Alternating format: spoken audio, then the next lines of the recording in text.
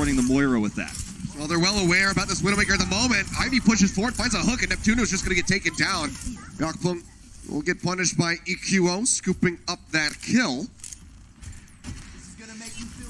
Still just going to be looking for a little bit more here. Another hook going to be coming in. Manages to find Carby, but a perfect team matrix comes out from Boko, denying all of that damage out of the Roadhog and keeping them alive. Now they fire back and manage to find the enemy Sombra as Envy will get taken down, and Philadelphia Fusion will get the first cap.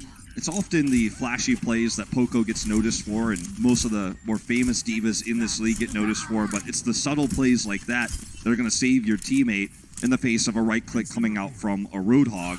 Impressive to see Ivy pick up the Hog here. He will swap back over the Zarya. It was his teammate Humbaba who was famous for playing the Hog back in the day in Contenders Korea. So showing some more flexibility here, but it doesn't work out. It's not enough to get that kill onto Carpe that they so desperately needed. Carpe just going to be spraying away right now with the left click, holding that one down. Gets a hack in onto I'm37. Was then swapped over, and that's going to be EMP straight in on all 6 players on the side of the Toronto Defiant. And they will all get taken down here, it would seem. Neko making his way out, will be able to escape, but Envy, he's going to be left out to dry with that baby diva. So no line of sight to get shots in. Carpe, after using the EMP, is going to swap back over to Zarya. He will be slightly behind in terms of ult here, and that swap you saw from Envy was to Remake, just to point that out. But he's not that far behind, and he was able to get 55% here with that second team fight, with that EMP. Let's see if he can catch up to Ivy now and lead that ult economy. Well, right now, everybody's getting juggled by Sato, who does have that primal range out, but he gets a heal deny, but actually looks like he might be able to stay alive. Neptuno and Boombox come up with a couple kills to keep the Winston in the mix of things, and Toronto Defiant are going to have to try to reset again, but they don't have that much time. 75% already here for the Fusion, who have not surrendered a single flip to the Defiant. This is looking really bad for the Defiant because they don't have good tools to engage onto this point outside of the nano boost. If you're using the sound barrier early, you're really at risk of just getting recapped, even if you do get the point, but you're out of options here at this point, so I think it's going to have to be that nano. There it is. Nano to open things as Yakpung takes too much damage. I'm37 getting chipped off screen. Seems like he will be okay. Primal Rage is ready to go from Yakpung. Maybe waiting for a moment, but maybe he doesn't have to use it right now as they try to get the flip. Asano will just push up on the corner with no HP and get taken down. Flip getting ready to come through. Philly trying to keep this one contested as long as they can. That's going to be the sound barriers out from both Lucio simultaneously. One will lose a Zarya, the other now a Brig, but I'm37 also going to get taken down with this truck out from Poco. The little Fusion, they do let the point go the way of Toronto for a moment, but they might just be able to take it straight back right now. It looks very likely. Yakpung trades back Boombox though, and they use their support ults super early. I don't agree with this decision for the Fusion. Crucial sleep dart there from Neko, helps keep himself alive for a little bit longer. Yakpung still going to be taken down. The leap forward comes in from Sato, and Neptuno's just going to be scooping up a double kill. That's going to be a primal range out from Sato. Graviton Surge thrown in, EQO going to be taken down as Ivy finds a double for himself, and Sato will have to exit. So Toronto Defiant do manage to maintain control now at 35%. When Sato died, the Fusion could have made the decision to back off and then return with 5 ultimates, and the support ultimates being the keys there, knowing that Defiant would have to try to defend with their ultimates there, the support ultimates, then have the lead. Instead, it ends up being in somewhat of an opposite situation where Roki leads Sound Barrier. They committed both support ults trying to fight a 5v6 fight, lost it, and now they don't have that support ult advantage anymore. It's going to have to be a good grab here from Carpe. There's no chance to counter. Waiting for the setup. It's a bit of damage, but now going to be pushing his way back forward, and Yakpung's just going to be taken down, stunned up there on the high ground. Grab going to be thrown in. A bit of a lob. Only catches I'm37. Will almost certainly be taken down, but actually Neptuno and Boombox both going to get clipped by the bomb out from Envy, shutting down the support lineup of the Philadelphia Fusion. I'm37 survives through it all. They clean up house, and now they're getting ready to push past 80%. They might be able to take this round. They will have, Fusion will have those support ultimates back by the end of this, but you've really got to, feel for these guys who made a tough decision there early to try to take that fight using those support ult advantage they had at the moment. But the consequence here, you can see it. If they lose this fight, they lose the first round. Neko just going to be taking some shots here with the right clicks. Unable to find a connection there, but EQO going to be taken down. Yakpung swinging. Finds a hit. Gets the elimination on the enemy Brig. He's still under fire. Taking a bit of damage to Overfarm. He's slowly going to be taking up that Reinhardt, and already Poco's going to be knocked out the mech. He does have the self-destruct, uses that to try to keep everybody alive, and the bomb is still going to manage to find Yakpung, and he will make it back into the suit with no problems. Shadow dropped in from Sato. Unable to find any knockdowns, unable to find any kills. The flip's still not coming through for the Philly Fusion, but they have such a massive advantage at the moment as Ivy and Envy both going to get melted down. They get the flip coming through. OT will tick away. Dangerously close, but Philly Fusion able to inch this one out in the end. Yeah. You could see Neptuno sign a breath of relief there, as that was a lot closer than it could have been. Being put to the brink there, pushed to the brink by the Defiant, you know, after using those support ultimates and failing to flip the point after Sato was killed, you know, is often criticized for being picked first, picked early in these fights. The Defiant take that fight and almost turn the whole round around. But as for the Fusion, this is the most common now spot where you see Widowmaker on Busan. See if IM37 sticks with it this time. Carpe once again starts the Sombra. So we won't see that duel, at least not initially, but if Defiant gets a few kills, Carpe will have to match the Widow. Oh, pushing forward, sees the Wrecking Ball, knows that that is going to be one of his prime hack targets, but no, he's not going to be opting into the Sombra nor the Widow battle. And Toronto Defiant already also making some changes. So both teams going to be arriving back in. We've essentially just reset the round and pushed back out. Except the control point going to be unlocking a lot faster. Toronto already moving their way down to the low ground. Should be able to net this first cap. But Philly Fusion waiting on the high ground. We'll see if they want to deny it. They will drop down and start contesting things. All right, Envy gets the hack on the Poco here. Could be big. Yeah, off the back of the charge, Sato just finds Yakpung. Didn't get to match him. So both Ryans would hit the ground. He just gets picked off, and that should be the first cap coming in for Fusion again. This was a huge turnaround for the Fusion. Not in terms of, you know, control meter, but position-wise, the Defiant already had control of the point. They were there first. They had the flanking Sombra that the Fusion didn't have vision of, but that getting that critical kill onto Yakpung just changes everything. They don't get a massive grav lead here, but still, positional advantage now. Yep, Hack going to be coming down onto Carpe, but he is fine to just hold the left click. He's got 90 plus energy at the moment. Ivy going to get taken down, and now Yakpung as well. The eliminations continue to roll through for the Philly Fusion as they push forward towards the enemy spawn, and Toronto Defiant can't do anything other than crumble under the pressure being applied. When you're the attacking team trying to take the point back on this map, Mecha Base, it's tough to get the EMP value that you're looking for because you're constantly blocked by all these walls and these choke points as the attacker, so the Sombra has to find her way around, and that's way easier said than done. You can see right now Envy is just trying to find an angle. Fusion, don't spot him at the moment. This isn't the opportunity. This is what needs to happen for the Defiant. Well, going for the flank angle here. Envy now going to have that EMP ready to roll. Pushes his way out with the translocator. Wraps around the backhand side of the point. Throws it in again. Now comes to the EMP. That is going to be all six, as you say, in Sato. The first one to fall, followed up by EQO. Flip coming in. Toronto Defiant will be able to grind this one out. Just have to get rid of that pesky diva. Poco tries to delay as long as he possibly can. He'll finally knock him out. The flip comes through. So, Boombox was hacked during the EMP, as was everyone, so he couldn't use his Transcendence. That's one way you could deal with the EMP. But I think, to be honest, he wasn't even trying to hide because he knew that they were going to look to just retake the point immediately afterwards. And he didn't want to have no trance for Ivy's Grav either. It's not a 99 advantage they have, so this is not just one flip back and you win the map. But still, I think it's a good decision. Grab's going to be coming out from Carpe, Envy, and Roki, both just vanishing. Spawning Grab going to be held onto by Ivy, it would seem.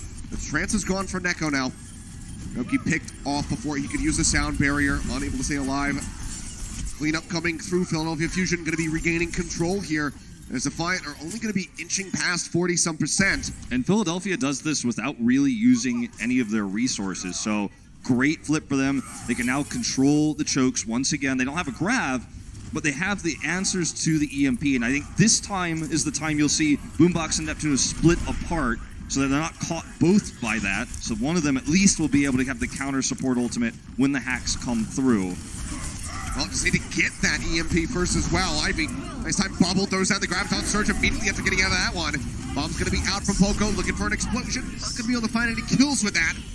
Will be EQO traded out for Neko. Sound barrier shields expiring on the side of Toronto Defiant. The flip does come through. As Fusion at 99%, another EMP going to be dumped in. Catches the remaining members of the Fusion who are playing around the point. But Yakpung's still going to be taken down. They're still grinding away at Toronto Defiant to try to win this fight out. Carpe still relatively healthy. Takes some shots from Neko on the side, however. That last one being a headshot. Does manage to get rid of that enemy Zarya, but Boombox quickly fires back and finds a bit of vengeance.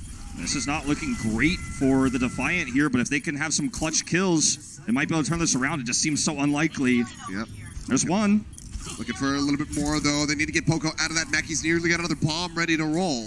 I think we have to. I gave the benefit of the doubt to the supports in the last fight for the EMP. This time I can't. Neptuno preemptively used his sound barrier. It was deleted by the EMP. That made the fight a lot more competitive. And then Envy clutches there in the end, survives with his translocator, gets that extra damage done. Yakpung returns to the point and gets that kill. And suddenly, we might be looking at a round 3 here.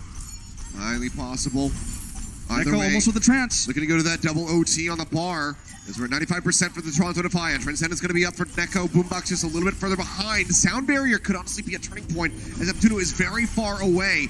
Roki is just on the precipice of having that one ready to go. EMP going to be thrown down, manages to catch 4 members right off the bat. The Transcendent's now going to be available, and Boombox uses it instantly, but it's too late to save Sato's life. So now they're without their main tank.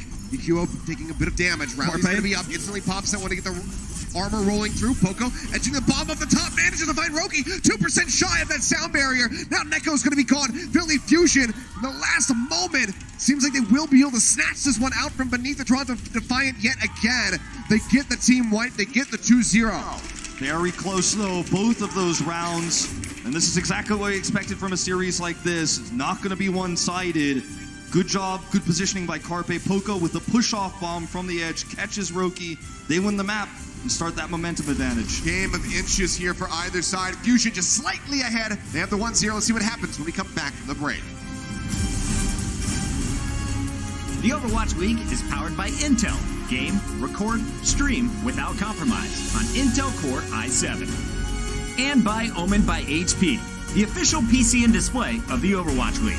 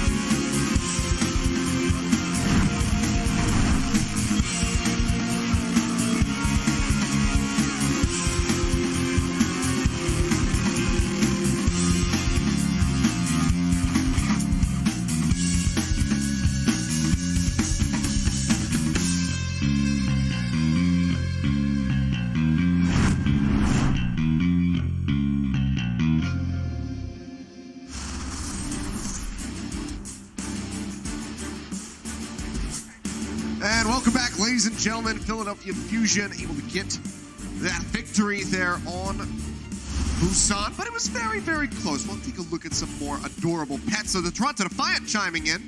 Yeah. Miss Chainsaw Massacre. That's an interesting that's name. one of their GM's cats. Interesting, but Diva Dog right here. yep, we got a Diva Dog. Nicely done. And some Fusion fans, good timing on that one for this tweet, because they're up 1-0 against the Defiant. Adorable little pups there, rocking the bandanas, but like you said, up with 1-0, but Toronto Defiant really fighting tooth and nail to try to get the victory there on Busan. Both rounds pushing it to 99% on either side, but Fusion is barely managing to take that away with the 2-0. It was looking so likely that we're going to be heading to 3 rounds. Yeah. Poco with the nudge-off bomb there as well. It's becoming very common. I mean, it's always been a tactic ever since the game was released, but Yep. it's, you know, people are getting really good at it, and that was another one of those moments. He also had that clutch save on Carpe, which had he not gotten the Roadhog from Ivy at the beginning of the map, could have been, you know, that first kill might lead to a better ult economy, might lead you to, you know, a 3rd round. So big clutch plays from Poco all over the place. Well, we're headed to Paris Paris. for Assault. Gonna be coming back through here. Widowmaker a bit less likely, but bunker comps on point A, certainly something that we could be seeing at the start of this. Some teams are really shying away from it, but I think that it is the easiest thing to prepare. It is I would say it's the strongest strategy right now, but it's one of the easiest to execute strategies and toughest to play against. And that's why it's so commonly used. Especially even if you get ranked play for, fans at home, at the lower levels you see a ton of Torbjorn, you see a ton of Bastion, because it requires a lot of coordination to break that composition versus setting it up. So, a lot of teams and people who don't use comms and stuff struggle to deal with that sort of thing. But for the Fusion, right now, it's looking like they're just planning on running Orisa Hog, with Carpe continuing to utilize this Sombra. The Defiant, based on their lineup right now, makes you feel like they're expecting the bunker. But as soon as they scout it out with Envy's Sombra, then, we're going to see some swaps here, you have to imagine.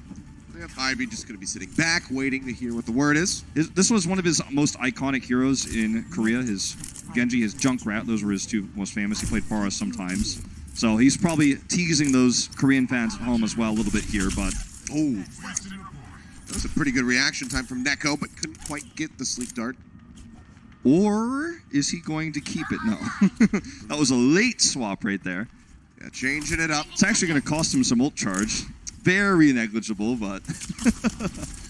Well, it will just be the swap out here for the 3-3. Neko still sticking through with that Ana. We're going to be using EQO hovering from above, just trying to weave these rockets in to get some kills, and Neko already going to get taken out as Boombox claims the first kill here on Paris. EQO with a nice angle. Ooh, yeah, Ivy and Envy both taking a beating here in the side room. Should get knocked out. They managed to find Sato, but without the D.Va, can they actually move forward onto the point? It's going to be a barrage ready, and everyone in the Defiant has to enter, or rather leave from one angle. This is a good opportunity. Yeah, Neko nearly taken out.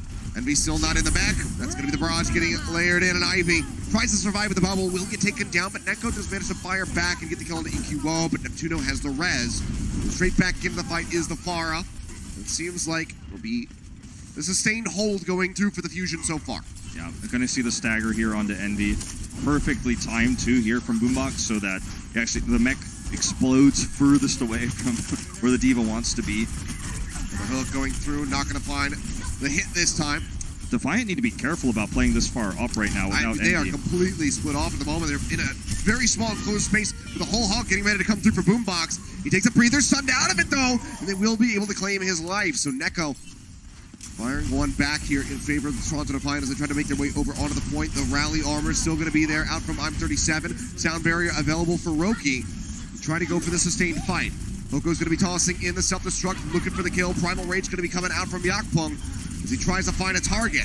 Sato just going to be taken down. The rocket still flying. EQO with nearly another barrage ready to roll. Pushes his way onto the low ground, however, and will get taken down, and that will be the cap coming through onto A for the Toronto Defiant. So it wasn't the bunker composition, but it was very frustrating Pharah that we saw the Defiant having to deal with in the police station. You can see it's that building just over to the right there, where you have to approach that way, and when you come out of that choke, EQO is going to do a ton of damage.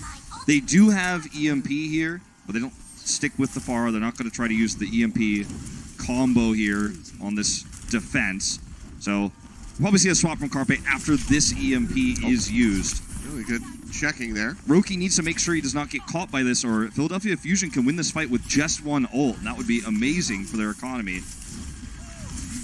Carpe still pushing his way into the back. Going to be looking for one of those 6-man EMPs. Again, just getting hit. 37 tracking him, but now the EMP will be coming through. 3 members going to be caught out, but Roki manages to stay safe. Dumps in the sound barrier.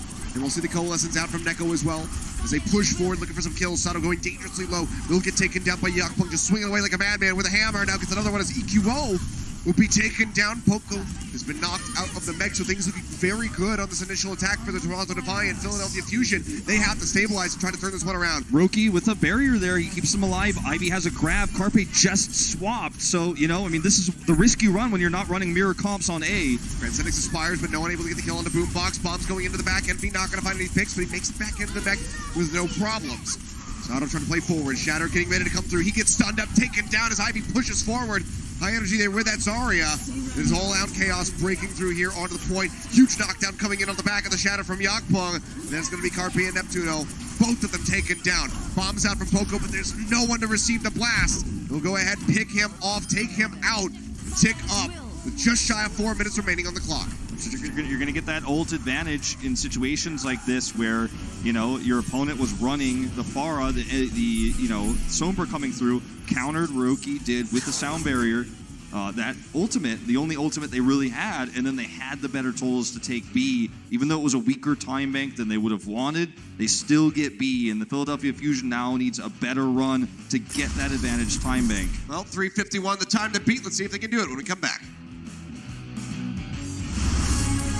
Coca-Cola is the official refreshment of the Overwatch League.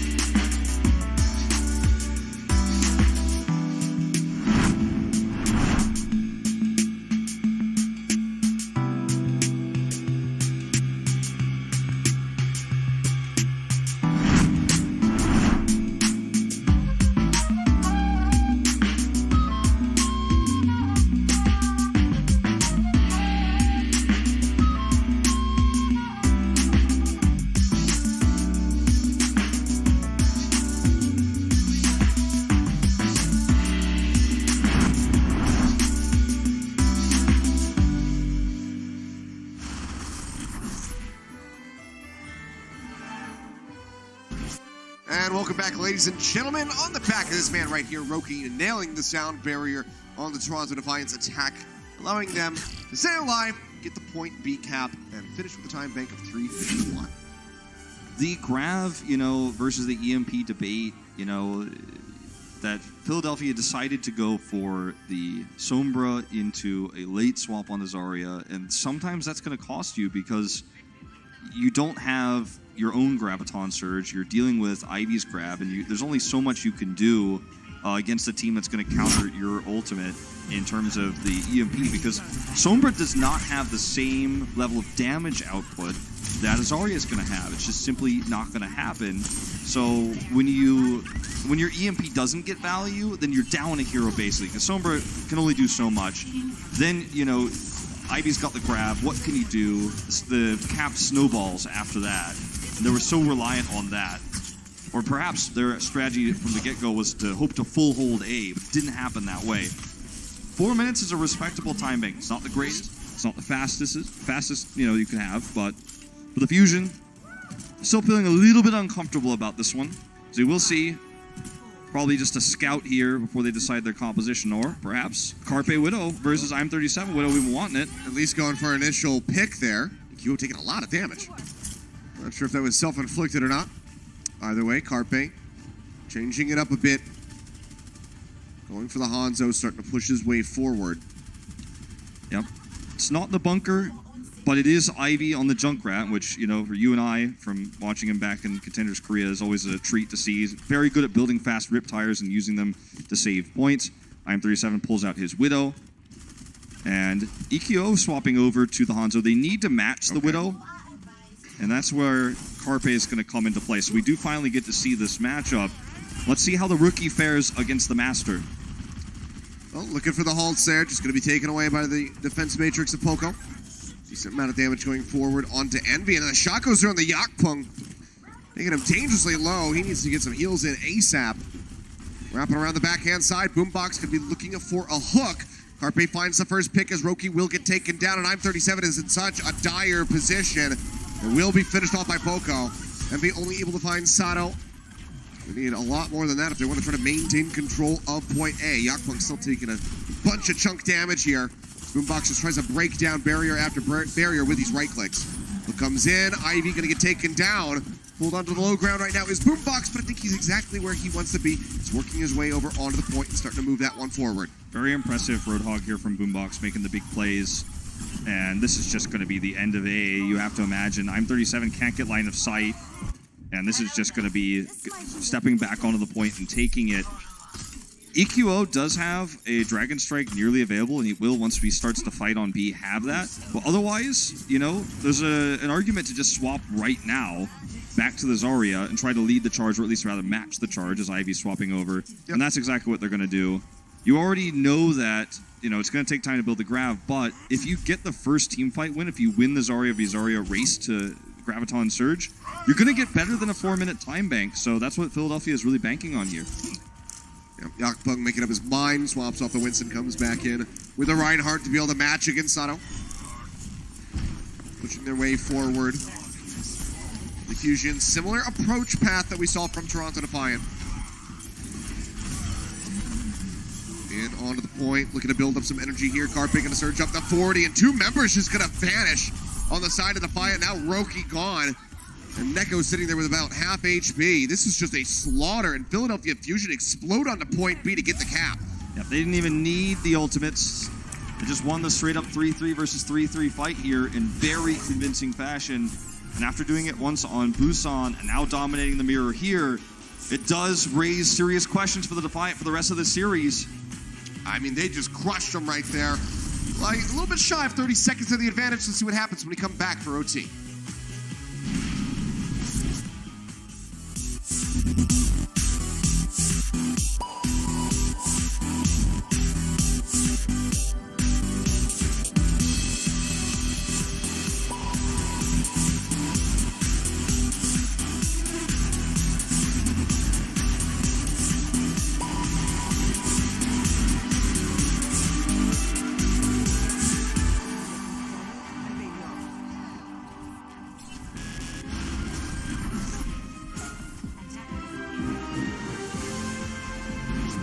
And here we go, ladies and gentlemen. 3:51 on the clock for Toronto Defiant. 5:17 for Philadelphia Fusion, who just clapped their way through to B. Yeah, you know, Making it look easy. Boombox is playing a really good Roadhog right now, and that's something that we saw a lot back in Orisa metas, not only in Overwatch League last year, but also in Korea during that same time period, where the support player swaps over to the Roadhog, and he is very good at capitalizing not only on the halts from Sato, but also just finding flanking positions and catching targets. Roadhog basically is a one-hit kill on most heroes if you can hit that hook, and because Boombox is doing exactly that, he's 50% hook accuracy, which is quite good at a pro match. That's half the hooks he throws out. He's landing his target. So basically think about half the time he throws a hook out, somebody might die. So, you know, it's a very impactful hero, and you have to try to play around that. And the Defiant are going to try to poke it down at range here with Neko on Widow. I'm 37 going over to his other more popular hero for him, which was his Tracer. Yeah. Well, it was the debut pick, I believe, for him on Blizzard World. Brought that one out. Already over onto the point. See Yakpunk there with a Wrecking Ball starting to tick things up, nearly grabbing the first tick for free. We'll push off for the moment, but Neko's going to get taken down by Sato. Carpe dangerously low, as is Yakpunk, as he gets stuck here on the high ground, trying to stay alive. Retreats over into the corner. And EQO can't quite nail him with the rockets to get the finish. Push over, very aggressive though, EQO trying to hunt down I'm 37. It's a bit too elusive with that Tracer, but he gets a nice shot there onto Ivy. And he gets pulled down onto the low ground, scoops him with a direct hit, and now Neko as well will be eliminated. So Toronto Defiant, they took so much time trying to piece together this composition that they're running, but EQO just dismantles it. EQO is absolutely crushing right now. He's beating Ivy's Pharah, and he is doing a much better job of finding angles to get damage. And now he's going to have a barrage soon. Carpe will have the EMP, right? These are tools you can use to get a full hold here. And someone's got to stop this man. And right now, Ivy's the best person for the job. I'm 37 can't reach that far, not consistently. Yep. It's got to be Ivy. We saw another direct hit there as well onto Ivy. Taking him lower and lower. Yakpunk still going to be hacked out, trying to survive. 37 holding on to this pulse bomb, but not really finding an opportunity to invest it. There's no way of getting up top to try to even pulse the Mercy or the Pharah unless they come close to the ground. 37 just dangerously low, working his way around the back at the point. As I say that, Yakpung going to be taken down, so even more time bought. Okay, pulse potential here onto one of the supports in the back line. Well, the support in the back line in this case. I don't think he's going to pulse Boombox. Nearly 6 ultimates ready to roll for Philly. Yeah, and, you know, an opening pick from I'm37 could change everything. We have both teams having the EMP barrage online, so it's going to be about executing first. EMP going to be coming through, manages to catch 4 people. That's going to be the barrage coming in from Ivy. Sato and EQO both going to be taken down. Carpe managed to find I'm37. Pulse Bomb still going to be online as he gets ready to respawn. Carpe follows up for a double, but Vantage still looking pretty good for the side of Toronto Defiant, but they have to get over onto the point. Rocket's coming down. Neptuno doing his damnedest, unable to find the kill onto Ivy with the pistol. It seems like the cap will finally be rolling through for the Defiant. And a lot of things for Overwatch, hook versus hook for Roadhog, and that mirror Transcends versus Transcends Sound Barrier. It's the person who takes the second ultimate that gets the advantage, but in EMP versus EMP is the initiator who always has the advantage. You could potentially hack the other Sombra, prevent them from translocating, prevent them from using their own EMP, and it was Envy who found that initiative first over Carpe, gets the EMP off, and is able to take this fight. Even though they had the same tools, the same ultimates, Envy was able to act first, and that's what leads to this capture here. So, signs of life, there's still a shot here for the Defiant to take this map. Limited time, though. Starting off with nearly 4 minutes now, going to be drained down to 40 seconds. An extra little bonus that they get from the cap onto A. Nano Boost is going to be ready, thrown in onto Yakpung as he gets juggled around and stunned up. Going to be a long way to go before he can get a shatter online, but Envy is just doing work for the rest of the Defiant. 2 kills going his way. Now a third as EQO will get taken down by I'm37. Fantastic start for them. Nearly 2 ticks going to be snagged up by the Defiant already on this attack. And the Bob Pogo not going to be able to find anything. He will get back into the mech, but Sato does not stand a chance by himself. The hack comes through, and the Diva's just going to get popped out yet again. Now EQO swapping over onto the Tracer, just going to be desperately trying to extend this fight, as is Carpe with a Wrecking Ball.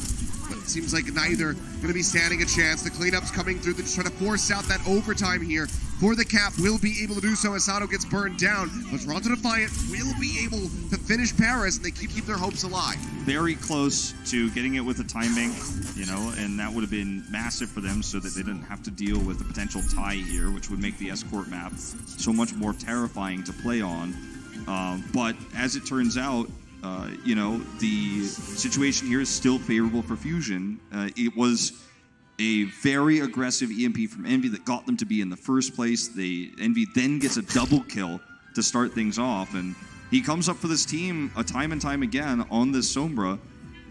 It's a thing of beauty to watch, and he's outclassing Carpe in most regards that way. It's been close. But for the Fusion now, you still don't feel too bad because, you know, that defense slipped through your fingers, but you're looking at 5-17, and you're feeling like there's no way I don't get both points here on Paris, especially with how open B is and Defiant's already unwillingness to run the bunker, which is one of the things that can really eat through a time bank on A. You're feeling like, well, all we have to do is do what we've already accomplished, and this map is in the bag. We take a 2-0 in this series and head to halftime. It's up to the Defiant now to have, you know, the big performance. The ball is in their court now. Ivy needs to get that Riptire he failed to get last time. Neko's on the Hog this time. I'm37 needs to find lines of sight, and they need to hold this for a long time. All right, now I'm37 playing much more forward on the Widowmaker, as Philly Fusion just going to be waiting for the scouting report again to figure out what the comp is going to be. EQO showing us an Ashe for a moment. Is Would he love to see it, that? but Nope. I think he was just teasing us. He's putting that Ashe playtime on his record. I just want to see some Bob, you know? I miss Bob. We all miss Bob. Yep. Been a while. Bible thumps for Bob, but push back again. And we'll be changing things up, juggling around. EQO going over onto the Pharah, which was doing so much work for the Fusion. A lot of hesitation here for the Fusion as Poco was swapped to the Soldier here briefly. And now with Carpe's death, you have to imagine he's considering a swap as well. Sato. This, you know, you've got a lot of time bank, right? So this isn't something that everyone should panic about just yet, Philly fans at home, but it's still question. It is certainly starting to add up, you know, and it feels like they're just not entirely sure how to approach this composition. There are several viable options, but if you spend a minute, deciding exactly which one is the best, then you don't have a 5:17 time bank anymore. You're really playing a game of 4-minute time bank. And that's where we're at. Well, finally working their way up to the initial corner. Now just have to break the defense setup from the Toronto Defiant. Already, though, shifting over to the left-hand side from the attacker's perspective. Toronto do peel their way back. Barrier coming down again. Boombox looking to break that with a right click. Push their way up. Storm Arrow's going to be coming through from EQO. Significantly chunking out the likes of Neko and Yakpong. Continues to go lower and lower. More arrows rolling through. They're trying to keep them sustained. Roki nearly getting shot there. Does have the Valkyrie online. I mean, he might have to use it here. Everyone got very low, and they need that Riptire so badly right now. 20% away is Ivy, and they're about to lose control of this high ground. Yeah, they're still peeling their way back. Another barrier going to be broken. Philadelphia Fusion continue to advance. Here we go, 10%. Point by point, step by step. Ivy trying to stay alive. Riptire getting ready to come online. As you say, needs this one to be huge. Unlike the Dragon way Strike. out. Bombs over into the back, not able to find anything yet, but the Riptire now going to be online. Can they take this down? Carpe certainly going to be looking for it, trying to snipe this one. Rolls it into the front. Yakpung going to get res back into the Riptire's not going to lead to any kills here. For the side of Toronto Defiant, but Sato's still going to get taken out. Carpe manages to pick I'm 37. Now the bomb from Poco hits through the main tank, so Toronto Defiant operating 2 men down. Bombs in from Envy, not going to find any pigs. Carpe leaping to the side, keeps himself safe away from Neko. Right click spam coming through, trying to lock down this Widowmaker. Hasn't been able to find the kills yet. Hook through onto Envy. They pop him out. Neko still playing into the back. Takes a breather, but he's got no HP, no sustainability, no way to mitigate. And will just get taken down. The Baby Diva here and Roki as well. Both going to be eliminated, so Philly Fusion will break through. They will get this cap. They'll have a bit of time to try to get B. This is not the end of the world for the Defiant. There is a world where they can defend this, but they're going to have to toss all their ult charge away. Philly will do the same because that's how this meta works. And sometimes you see compositions that are better for certain points, and then obviously what is the still prevailing 3-3 GOATS composition comes out for the points that are more neutral, like this one. So right now the Defiant needs to win this straight up matchup. No advantages to the Fusion. None. It's an even playing field here. And it's time to shine. It's time to get ahead. The one that could be big is going to be Poco if he can build up for that self-destruct. We know that he has historically been great delivering multi-kills with that, but Boombox going to be taken down off the bat. So solid start for the Toronto Defiant. That's going to be the retreat call coming in for the Philadelphia Fusion as they try to exit, but Toronto Defiant feeling a bit edgy here, pushing forward, looking for some additional kills and staggers. This could be huge, but it could backfire as well. They need to make sure they get away now with no more deaths. The Fusion are going to come in and start touching this point. Very aggressive play from the Defiant. It works out. Very greedy. Still even in Zarya charge. But Neko, in this one fight, surges ahead in the Transcendence department. And if he can hold that, that's one way to really put a wrench in the gears of the Fusion's plan of taking this point with a bomb combo or just a straight-up grab. As long as he can hold it, if Philadelphia Fusion can pressure that Transcendence out of him before the grab comes through from Carpe, that could be their ticket to tying us up here. 1 minute 13 remaining as they try to work their way over onto the point. Rally coming online for EQO. Will be popping that one now. Sato nearly with the Earth Shatter. See when he wants to drop the hammer. Watching Neko into the back. Not feeling any pressure yet. Doesn't have to use the Transcendence. Bomb's going to be going up from Poco. Not going to find any kills. Yakpung drops the hammer. Manages to find one. Carpe taking a bit of a nap. The pin going to miss on the him. But actually does find EQO and they push him away from the fight. Carpe trying to rejoin. Trying to get that Graviton Surge online. Will be the Transcendence out from Neko though. Carpe, can he try to turn things around? It seems so unlikely. One tick going to be snagged for free as Neptuno is just sitting alone by the point. They will be able to finish him off, but it's going to be one more attempt for the Philadelphia Fusion to get the finish here on Paris. This is going to be another one of those fights where there's really no clear advantage for either side. The big one here is going to be that Sato's going to have a shatter, but otherwise, I mean, this is basically a straight-up even fight.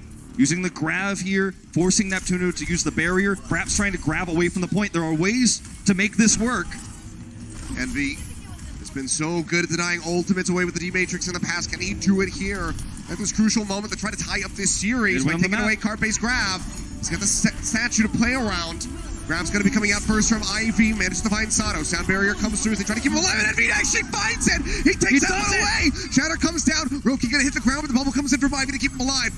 Hop out onto the mech there. Envy going to be losing that one, but Sato is taken down. Carpe going low, hounded up by Ivy. They managed to find the kills, but they're still so very far to go for the Villain of Confusion to try to close this one out. Bomb goes down. Poco unable to find anything. Transcendence expiring from the side of Boombox. They don't have the Zarya, they don't have the damage, and now they don't have a D.Va to stand behind. Poco gets melted. OT starts plummeting, and Toronto Defiant actually hold this one off to get the win and tie up the series. You called it. If they eat the grav, that is it. That is what will win you the map. They get to use the barrier on their terms and have the grav coming through right before. Very well played from Envy. And that's it. We've got ourselves a series here, 1-1. The Defiant really impressing in the face of a weaker time bank. They still prevail. We call that the cast of blessing, but guys, let's see who takes the lead when we come back after halftime. The Overwatch League is brought to you by T-Mobile, now connecting 99% of Overwatch League fans. Catch your league on America's network, T-Mobile.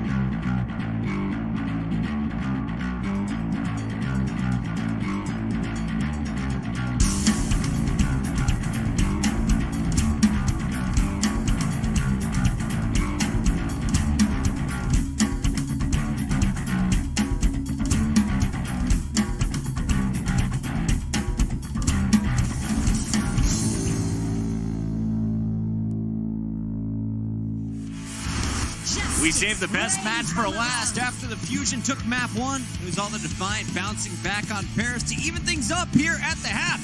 It's a 1-1 game. Welcome back into the Blizzard Arena. It's Puckett with the boys. We've got Bren, we've got Sideshow, and this is an epic battle of two teams trying to solidify their spot in the top 5 in our standings. Toronto came in with the number 4 seed, Philadelphia with the number 6, but both teams 6-3 overall. They're up there with the Shock guys trying to be a tier 1 squad, and so far, have you seen either of these teams looking capable of breaking into that top tier? Right now, it's so open, I think, in terms of you've got the big dogs right at the top 3. You've got Vancouver, you've got New York, you've got Shock, and I think they're solidly right there. I don't think anyone's touching them, honestly. Right, and I think the rest of them, you can make an argument, honestly, for who's filling up that top gap right now. Okay. I'd be leaning more towards Gladiators, but, I mean, Philly, they're an inconsistent team, and Toronto seem to be following that as well. They could be up and down, you know? We could be looking at a top 5 teams, both of them here. Let's take a look at some of the best moments from both of our squads. Going back to our first map, it was Busan, and I got excited because the Roadhog was on the map for like 5 seconds. Then he went back into spawn. We saw a lot of 3-3. Some somber play came in here. What were you guys impressed by after watching both teams here in our opening battle? Well, I was impressed by Philadelphia Fusion not looking on one of their downswings. We talk about them as being quite an inconsistent team. You never quite know which Philadelphia Fusion you're going to get. They actually look fairly coordinated today. They're making sure that they help Sato when he goes forward. They're backing each other up. Yes, it's back and forth between these two teams. It's not the most clean Overwatch in the world from either of them, but the Philadelphia Fusion do look like they're actually playing fairly well. Now, the big question for me, though, is why we're seeing so much triple tank, triple support from Philly. Because you'd expect this team to be one of the leaders in trying to push for as much DPS play as We're possible. hyping up the dual sniper meta. Yeah, I mean, Carpe and EQO, probably pound for pound, the best DPS duo that we have in the league, or at least were last season. And so far, they haven't really made use of the fact that these kind of triple DPS or double DPS compositions are viable. They're just sticking with what they were playing all last stage, and they were kind of middling at that. Ultimately, it was Philadelphia able to edge out Toronto in our first map, and I thought it was going to be a 2-0 lead at the half after Philadelphia had a really nice attack. Let's take a look at our second map. Paris, the newest 2CP map here in the game on Assault, and Carpe showed off his Widowmaker, guys. Things were looking great for Philly early on. Yeah, you look at Philadelphia Fusion, they're running the double sniper composition, and Zoe actually touched on this in the pre-show today. This is the composition that they're very comfortable with, you know. It's what they made that big run in the playoffs with through and through. And Philadelphia Fusion, I think that we start to see them play in the DPS. They look a little bit more comfortable, but it's when it gets to this 2-all, right? Where it's like even on either side, and it's the attack realistically that Toronto decide to go for, where they end up running Neko and Ana a short while, and the Philadelphia Fusion end up opening up with this bunker composition again on their side of the attack. You can see it's swapped around now. This is where I had issues, because Philadelphia Fusion, you run this composition, even if you manage to cap it, you still got one more point to cap after that point, and you have to make a complete switch across the board of your composition. So you lose all your ultimates, whereas Toronto are a little bit smarter. They're running their composition. They can keep one of the pieces, Neko on the Ana with the nano boost, to really try and secure that last piece. So ultimately, Paris is a map that comes down to time most of the time, because teams often, it's quite attackers favored. You end up capping it all the way through. You're left at the time bank, and often if you can't get those final few seconds to build up the ultimates, you're not going to be able to cap it out in the end. We focused a lot of Philly there in those highlights, Josh, but what did Toronto do to pull out the win in this second map? How did they hold strong? Because they didn't give up that final point. That's true, yeah. I think overall, both of these teams were able to capture point A very quickly, but Philadelphia Fusion really struggled with their final point A offense, and Toronto were able to make the adjustments necessary, I think, to hold them a little closer. And then it came down to what Bren was talking about, where this snowball favors the Toronto Defiant on that defense. They actually look pretty comfortable at being able to play the triple time, triple support, and flex over to a bunch of different stuff, which we wouldn't have expected that much coming into the season, but now it just seems kind of standard for Toronto, because their coaching staff have done such a good job with these players. Knowing that we have Blizzard World left, of course, 2 more maps, tie game right now. How does this one play out, guys? Does Toronto have the edge going into game 3? I would probably say so, I think, off the back of that last one. But it could go even. Like, again, these teams are so closely matched, I can't say with great certainty. I'm going to go for Philly here in Blizzard World, because what I think is going to happen is that when the last time we saw Toronto Defiant play Blizzard World, they played a lot of DPS. They played a bunch of it. I'm 37 was on the Tracer. He played a little bit of Widow. And when you start to try and take those 1v1s, particularly the Widowmaker, I think that's when Carpe is starting to have a bit of an advantage. I will say this, if they take Blizzard World, if Philadelphia take Blizzard World, I think they're winning the entire thing, because Rialto being the last map, they're quite comfortable running Winston, triple tank, triple support. We've seen it time and time again. They love to play on the first point. They play it very well. They play it very elegantly, so they should be taking it if they take Blizzard World. But if Toronto take it, we might have a game 5 on our hands. All right, what is the final answer, though? You both went with Philly in the pre-show. Are you sticking with Philly, Bren? Yes, I am going to be sticking with Philly. Josh, sticking with Philly? I'm going to be sticking with them. I think they're good on Rialto. Zoe was the only one to call Toronto. She still has faith. We'll find out. Can Toronto pull off a big win tonight and stay in the top 4? That's coming up after this.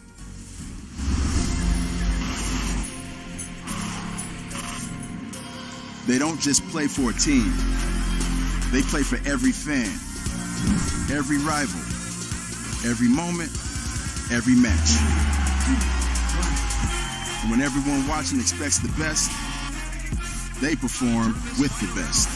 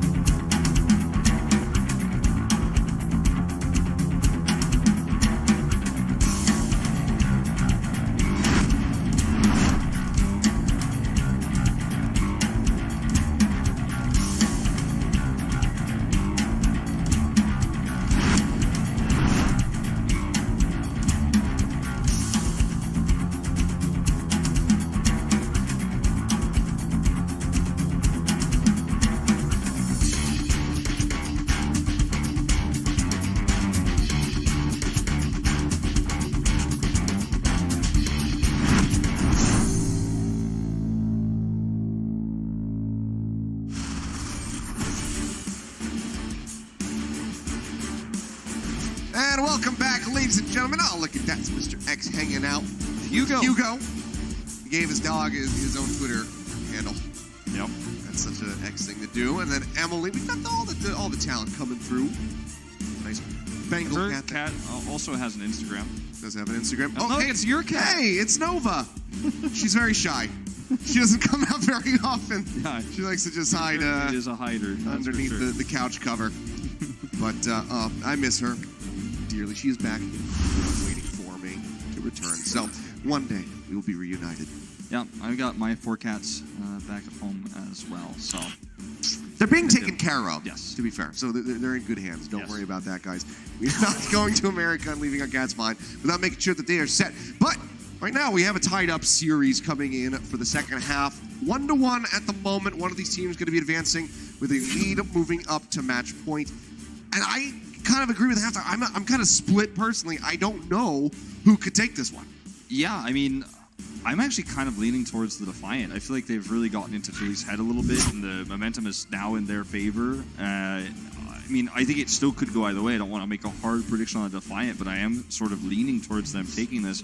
But I do also agree with Bren, kind of what he said earlier. I think whoever takes this map takes the whole thing. Rialto's just close it out from there. Yeah, Rialto's a comfortable map for Philly, but if they lose Blizzard World, I think suddenly Toronto's just got your number, and you're not going to look as comfortable on that 4th and final map. And I would only say that something like this in a situation where these games and this series and these teams are so evenly matched that, you know, when you look at it, you actually have to even consider the psychological impact that losing 2 maps in a row has on a team. Well, we'll have to see what happens here as we get ready to move into Blizzard World.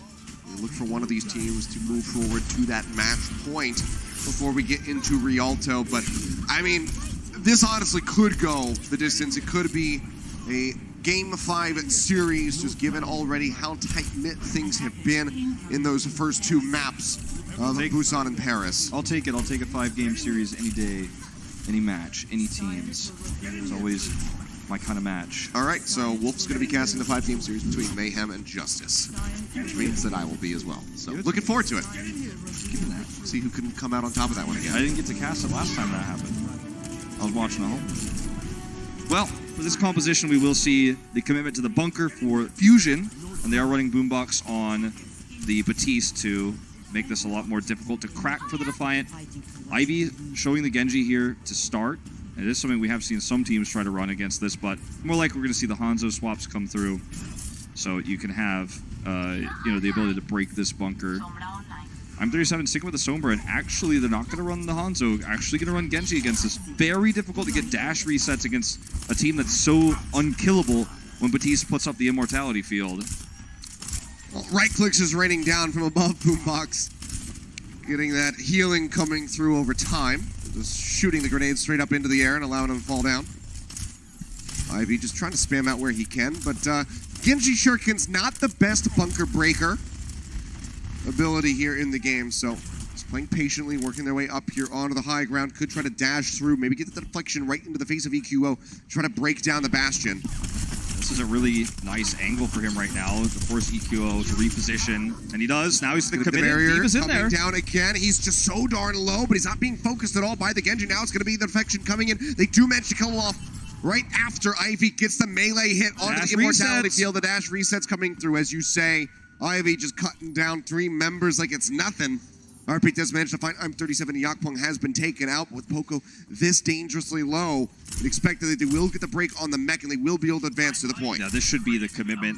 They can even commit the Dragon Blade here if there is a contest, because you're not really going to stick with this comp too much longer.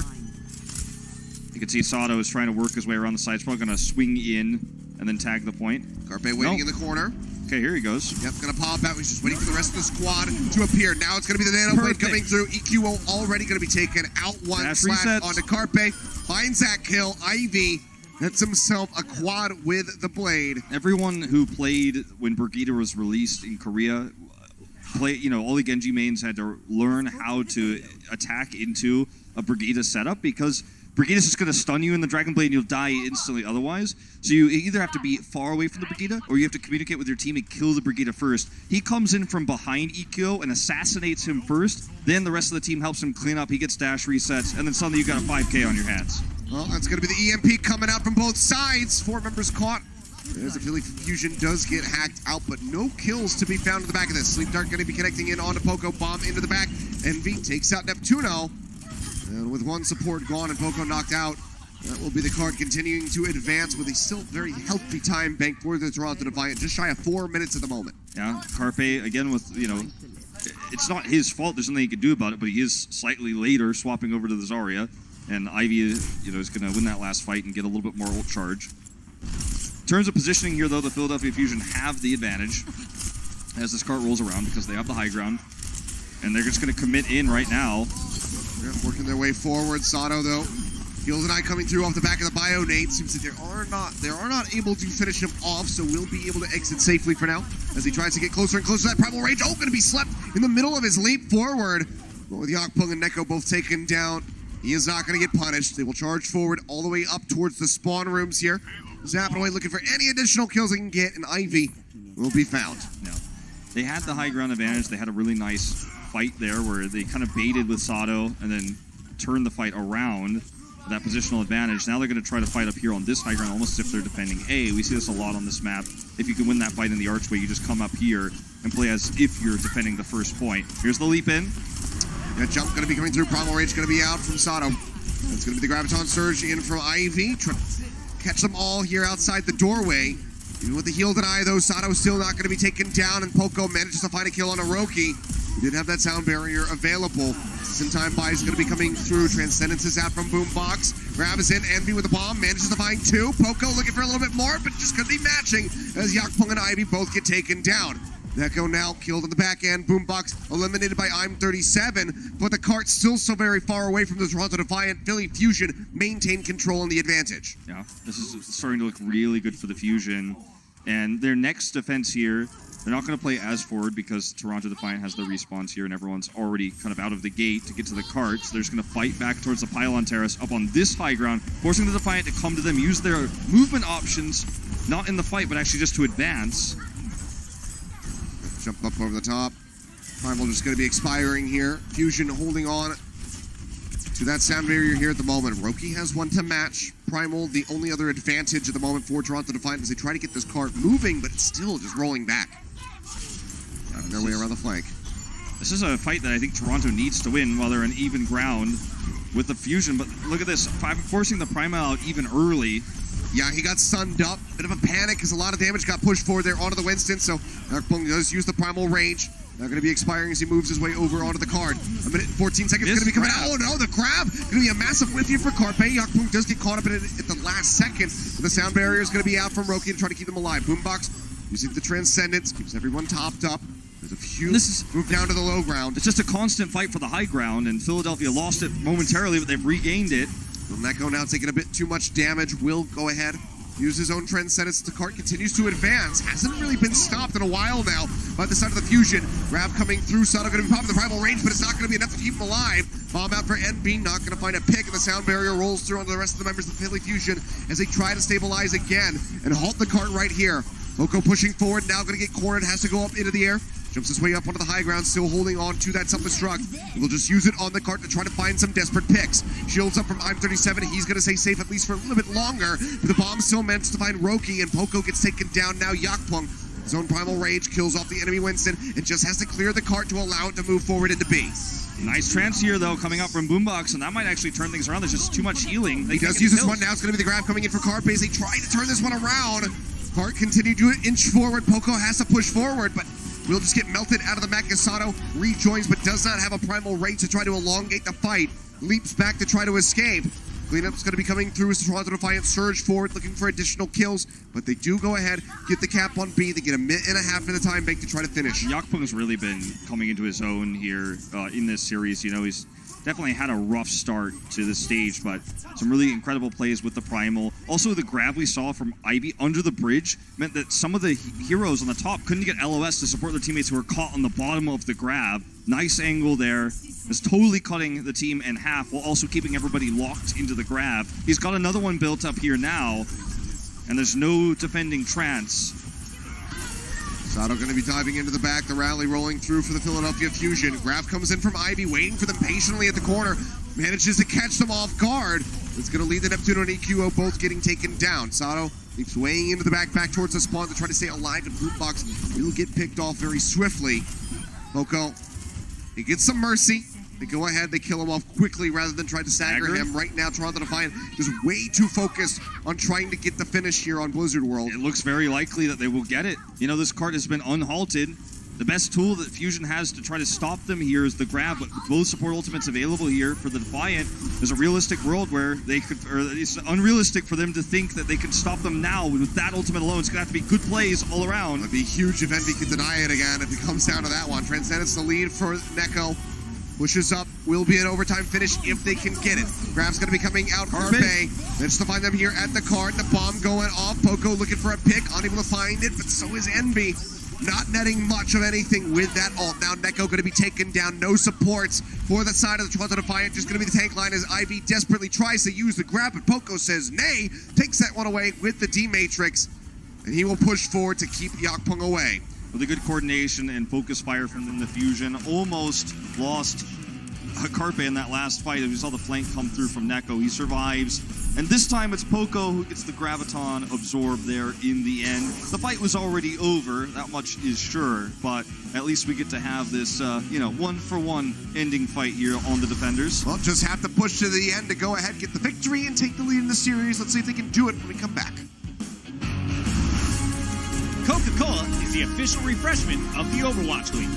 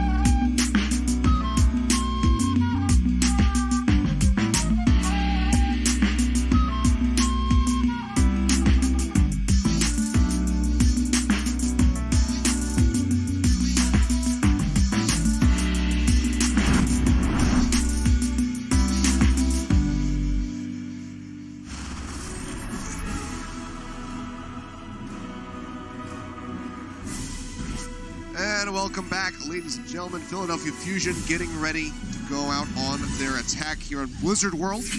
We're able to pull off a successful defense there right at the end, stopping the card from rolling into point C. Toronto Defiant unable to finish the map. So now basically just need a full push, and Fusion will move up 2-1 and have match point in the series. Line of sight for Carpe if he does decide to commit to going this Widow after A, which is kind of what Sideshow was alluding to on this map earlier in the halftime show, is going to be critical. He may just simply play the Zarya. We may see a mirror here, or we may see the Pharah variation we just saw from the Fusion. Obviously, they're going to want to scout out that Defiant running 3-3, the Ana variation here, before they decide to commit to opposition. The Symmetra strategy certainly can be powerful with the teleporter, but yeah, it's just a jump up, check, swap. We have seen some Symmetra strategies similar comp to this in Overwatch League, but this isn't the one. Yeah, not to be seen at the moment here. Will just be the Reinhardt coming through for Sato. A lot more verticality for Yakpung over with a Winston. Try to get in and out of fights, but if EQO can really nail those shield bashes, maybe they can just pick him off before he can make a swift exit. Already pushing forward, tacking him up just a little bit. It's going to be Carpe. He tries to get that grab online. Bubble's going to be coming through. Short hop here for Yakpung. Sato goes low, but Yakpung going to be the one getting punished. Big kill deny will stop Fusion from advancing for at least a little bit longer, but the HP bars of Toronto Defiant are just completely in shambles. Everyone getting chunked out, now getting taken down. Roki and Neko trying to escape. Seems like they will be allowed to do so, but the Philadelphia Fusion, they get a massive cap on A with a very significant time bank. Look at Carpe just trying to get the last bit of his ult charge up right now, chasing out, making sure that he's up on the high ground, and that cannot be taken away from him. It's not going to be a 6v6 fight if he's going to, you know, stick up there, because someone's going to have to be on the cart, so he will eventually back away. But he doesn't want to give the high ground away for free. Defiant have it now. They have this choke to work around, and then they have the high ground on top of the siege tank to work with. So here comes the approach. Grav charge for Ivy a little bit behind, so they don't have that engagement tool right now, even if the Fusion try to challenge them. They just need to make sure they don't get knocked off by Neptuno or Poco. Grav nearly there. Rally available, gonna be popped. EQO leading the charge. Auto set up for a moment, going lower and lower as they try to kill him off. Yakpung will be able to find the kill. And they're actually keeping him alive right now, are the Toronto Defiant, very much with the help of that nano boost. Grav gonna be thrown in, catches them. Huge bio. Be able to stay alive here. So far, seeing things looking rather good for the Toronto Defiant. Yakpung just trying to get out of that side room with his life intact. A lot of damage getting pushed forward though. Now by Carpe onto Envy. Will be able to knock him out of the mech. The bomb going to be used just so we can get back through. Doesn't find a pick, but Neko does get rid of Neptuno. So still moving forward with this defense are the Toronto Defiant as they try to maintain control. Shadow's going to be out. Sato drops it in. The sound barrier is good from Roki, and Sato's not going to be able to make it out alive. Gets that Zarya bubble to last just a little bit longer. And really, he's just going to get taken down in the end. Some extra staggers there as Toronto Defiant now have control of the corner. The trade for the Shatter for the barrier, I think, is always better for the Reinhardt, because the Reinhardt can usually build that faster. But a lot of ults were used. They are halted. And now Defiant, once again, control this high ground. So much damage gets taken on the approach of the Fusion. See where Carpe's going on the left side. He's putting himself in danger as he makes that approach, where he's going through a choke and then a bridge. So he does back off. He's playing very greedy. They're actually just going to straight up fight into this. Yeah, backs off for a little bit longer, but now has the entire rallying army of the rest of Philadelphia Fusion. Ivy getting stunned up. Tries to use it, and Poco, he takes it away again. Another eat on a grab. Ivy with a panic. I mean, Ivy threw that away either way, man. That wasn't going to be a good grab, no matter which way you look at it.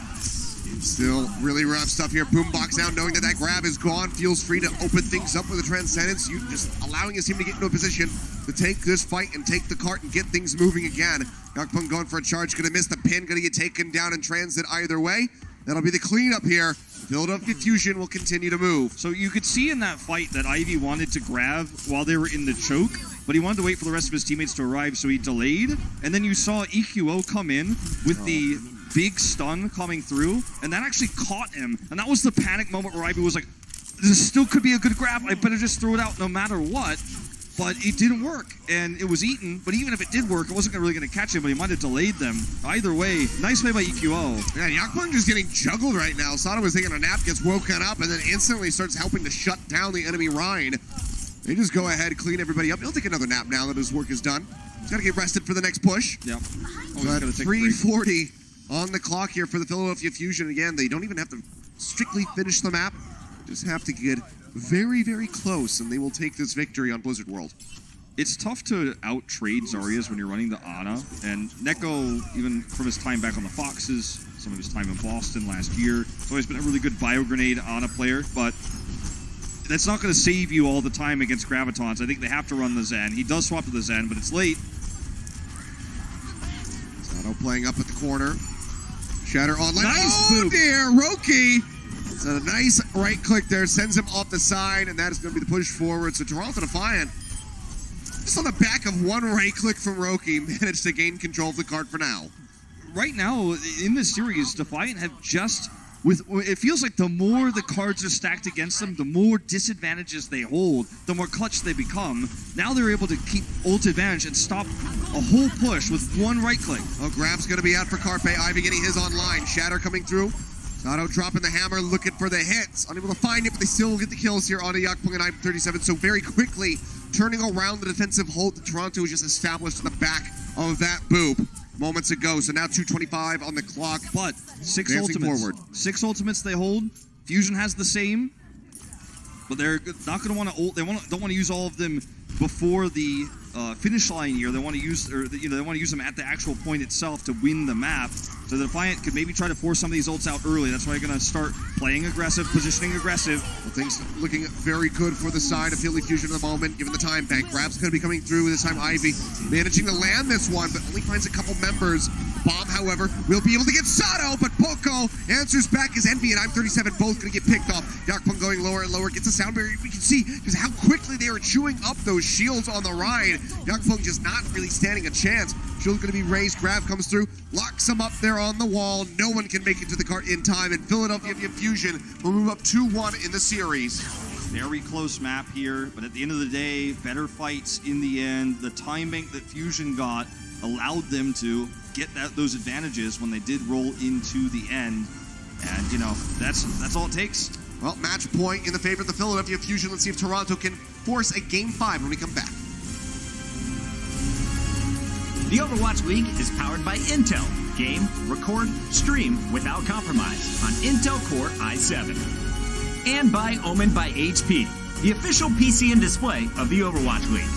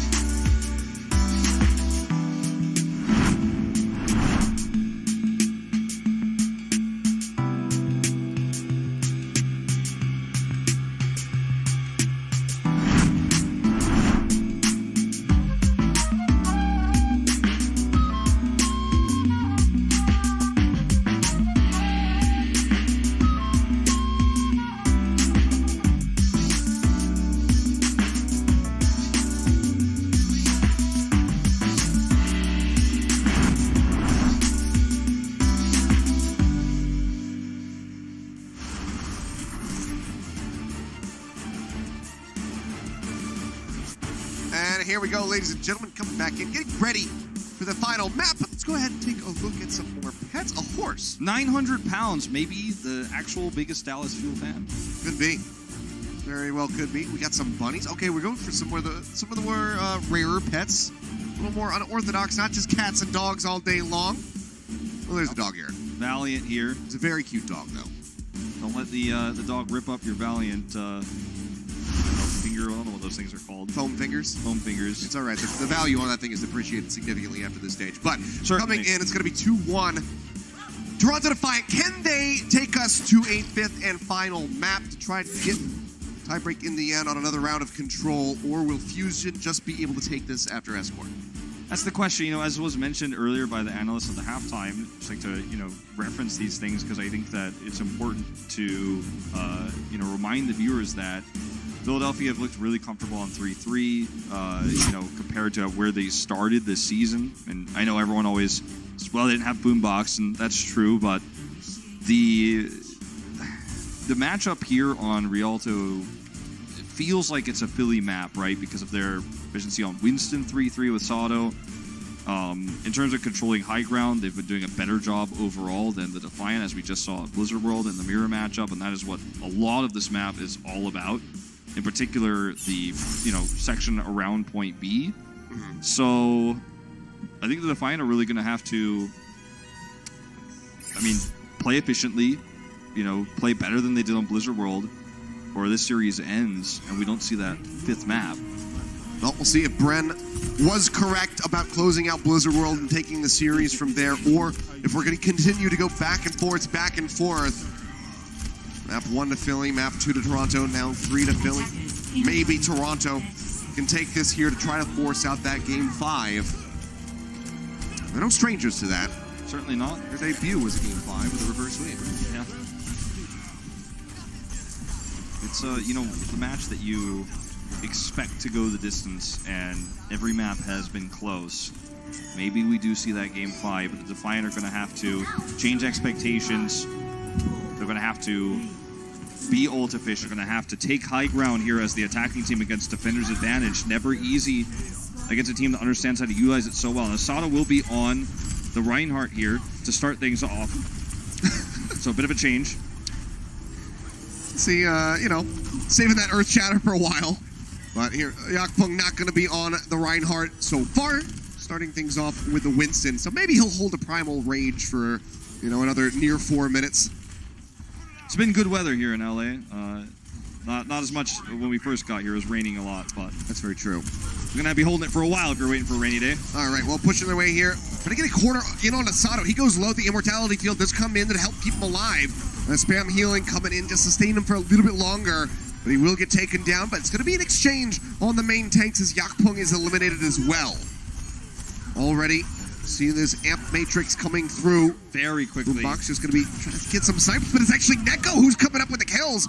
He gets rid of EQO and Neptuno before getting killed off by Poco, and the cart has just been gliding this entire time. Yeah, it's funny how low impact the Amp Matrix can actually be in this meta. You're really looking for fire strikes, some of the Zenyatta shots going through, but nicely done by Neko. Still don't gain enough ground, though. They still also don't win a brawl fight where Ivy can get a lead in grab charge, so Fusion doesn't mind, taking a poor trade here because they still have the advantage. I mean, the main one that they're going to have for the side of the Toronto Defiant is going to be that sound barrier getting ready to come up for Roki. Already, Immortality Field going to be taken down, so EQO without that tool, and without that, he cannot save Sato's life. So the Reinhardt is going to get picked off here in the front line. Transcendence is in from Boombox. Grab now coming in on the back end from Ivy as he catches them and takes out the Zenyatta, as well as eliminating Poco from the mech. Baby Diva will be taken down to the end. That's kind of a questionable Transcendence there, I have to say, from Boombox, because he used it after the fight was essentially lost. He wasn't going to be able to turn that and kill Ivy, who was high energy, and he basically gave them a free grab with no answer. Yeah. And now he's not going to have it to control the bridge or to control this choke right here. So there's a world now in which the Defiant get an ult lead here and take this high ground. This is the grab they have to use now. It's a solo grab. Yeah, Ivy just going to get caught. Yakpung jumping in there. That's all I got. He jumped in it. He could have just jumped back across the bridge and stayed alive, but so either way, it's a reset. Yeah, and that's going to give them control of this bridge, which is why they committed it there. And I think this was absolutely necessary after Boombox used that trance. But now it's double support ultimates for the Defiant, so if they can break through this bridge and push this cart around the corner, they get that high ground, and that's the place you never want to give up without a huge fight if you're the defender on this map. We're talking about the stairwell on the other side. Well, Yakpung looking for the jump into the back, will get booped away for a little bit. Bomb coming out, unable to find a pick, and Ivy's going to be sent for a dip Sato in the river, but Sato as well. Going to get knocked to the side as Yakpung has a Primal Rage rolling, jumping in, rejoining with the rest of his squad. Trying to keep them safe, but Roki just going to get sniped at by Boombox. And it's in moments like this, you can see the value of the bridge. The commentators, here at the Overwatch League, we're always talking about it. Fight on the bridge, control the bridge. But you can see the defender always can knock people off and take these favorable fights, or just back away. They've got more options. Carpe building up, getting ready to have that next grab online, just 15% away. Bradley's rolling through, armoring him up, so he can play a bit further forward. Sees Envy, tries to melt him out of that mech. Able to do so far, but now has 100 energy. Goes ahead, throws down the grab straight on the inside. Draws him in. The kills will come through. Roki just trying to stay alive. Works his way back across the bridge. This time not going to get sniped, but Toronto Defiant having their time dwindle away, and they still haven't even made it that far past A. Yeah, it really has been a very weak push. And when you look at how they have to try to use this grab now, it's going to be so far away from where they want to use it, where they want to control that high ground, which is like a pipe dream now of even walking there, even getting there. And you have to cross a bridge, which puts you at risk of your grab getting eaten, because look at where Poco is standing. Where else are you going to put it? You can't throw it in the wall if there's no wall. There's an edge of the bridge. So this is so difficult right now for the Defiant. Pushing his way forward. Ivy getting sunned up, goes low. Does manage to stay alive for a little bit longer. Now it's going to be the Shatter coming through. Neko already using that Transcendence to try to keep them alive, but Roki and Ivy Now Yakpung all going to be taken down, and time again, Toronto Defiant just cannot make it across this damn bridge. Yeah. The Defiant have had some nerve issues throughout this season. They've got a rookie on their squad who's only played 2 matches. And, you know, you could feel that here. Ivy's hesitation, he jumps in with his right click, doesn't grab, gets stunned, gets killed. Whereas Fusion are cool, calm, and collected right now. They've been here 1,000 times. Yeah, good stability after the questionable transcendence that we saw from Boombox just a little bit earlier. Sure.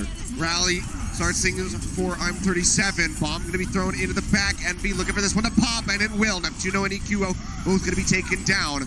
Oko trying to delay as best as he can. Gets the knockoff onto Yakpung, sending him into the canal. But majority of the squad here for Toronto Defiant still sitting pretty, still going to be alive. They can finally get that cart rolling, but it's less than a minute remaining, and they're only halfway to be. Yeah, and they're also not going to be able to take this high ground. I don't think it's going to be close. We will have to see Fusion sprint back with Carpe's respawn here. This is going to be oftentimes what decides how quickly you can take B, or if you can take B at all.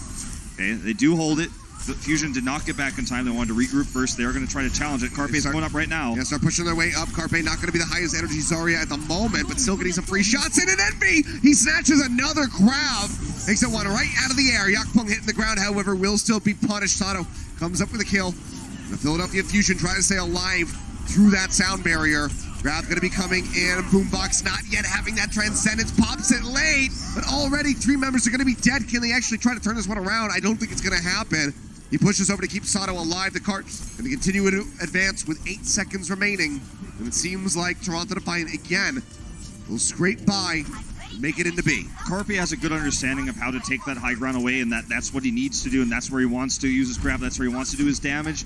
He also knows he can build energy while heading up there, but it's so predictable that it's really easy for Envy to notice that he's about to use it and then eat it up like that. Overextends here, however, and we'll have to remake using the self-destruct, and that's one less ultimate for them. Not the end of the world, one of the quicker building ultimates, but still nice here for the Fusion. And it's still a freebie that they snagged for themselves. So yeah, they don't have to worry about blocking. Defiant trying to wrap their way around the high ground. Yakpung just going to be dropping in straight in front of them. Stand up for the moment, gets the shield raised, trying to stay alive. All resources going into Yakpung. We'll be able to keep him alive, but the Shatter is going to whiff. Goes straight into the shield of Sato. Says thank you for that one. Poco going to be knocked out of the mech in the meantime, but Yakpung's still going to be taken down. They will surge forward and continue to find kills.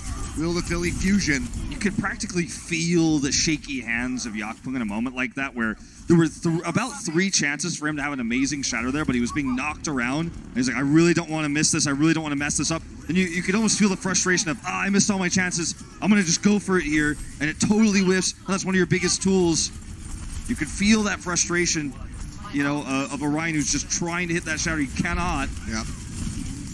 This is a great place to grab for Carpe. I mean, they're moving away from the cart right now. He's going to grab him right off the cart. Can they even get over there in time to force out the OT? Bomb comes in, locks up 2, and no, they cannot. That's as far as it's going to go, just a bit past B.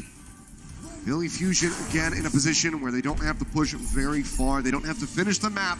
They just have to roll through, get a little bit further than Toronto, and this time it would close out the series for them 3-1. Yeah, and now the Defiant are going to have to hope that they can hold the courtyard for a long enough time to maybe try to full hold A, or maybe they're going to try to take control of the bridge. There are ways to, you know, defend very differently from the Fusion, because the Fusion played aggressively. They tried to contest. They tried to use that Transcendence we talked about with Boombox. Then they tried to use the bridge as their Alamo. They ended up losing out there and lost control of the high ground briefly. It looked scary at times. If Defiant want to take a more passive, a more defensive approach to this, there's potential for them to have a better hold and to really eat through that clock. But right now, if you're a Fusion fan, you're not worried because they have the advantage. This is one of their better maps. And even if, worst case scenario, they lose this, they go to a map 5. So I feel like Philly doesn't have anything to fear. As you can see here, it looks like on IM37's screen where we might be having a bunker composition. Yep. Seems like it. So pushing forward, get set up around A. It will be the bastion for IM37. Ivy going to be on the Farah. Neko there on the T. So we'll see how quickly he can get that amp matrix ready to go. Yeah. Try to shut down At least the initial couple waves of attack. This is one of the best ways to really eat through a time bank if you're successful. And even having to swap compositions as we saw from the Fusion just previously on Paris, that costs them a whole minute of time. It's not going to cost them this much this time because they can instantly respond. They see it immediately and they know exactly what they want to do. Well, as I say that, they know exactly what they want to do. It's the Paris shuffle again, just really trying to figure out. But even that has already eaten away 30 seconds of the clock, so... Yep. And now got to try to break through the barrier. Going to disappear. Nice the Helix Rockets from Poco actually does manage to find I'm37. Now going to be pushing up. They're trying to make sure that res cannot come through. And yeah, Roki is already way out the back, just pocketing Ivy the entire time. So is not going to be able to put that Bastion back into the fight. So I'm37 going to be running back from spawn. Now I have to be worried about EQO with this concussive blast trying to knock them into the water. The Helix Rockets are one of the most burst damage you can have on an ability in the game, and it's so difficult to play around that when you don't know where the soldier is. Gonna break this bunker. Pile driver coming through. I'm37 trying to stay alive. Immortality field has been used. Really good Immortality field. Yeah, but EQO has just been farming up barrage shards that entire time as they sat still. Now it's gonna be Matrix coming in. I'm37 melts down Carpe, but Yakpung going to be taken out. So now going to be without some barriers. Boombox dangerously low in the corner. Will get headshot by I'm37, so they finish him off right before he can get that Transcendence online. Rez comes through under Carpe. They try to hold him back in for the pick.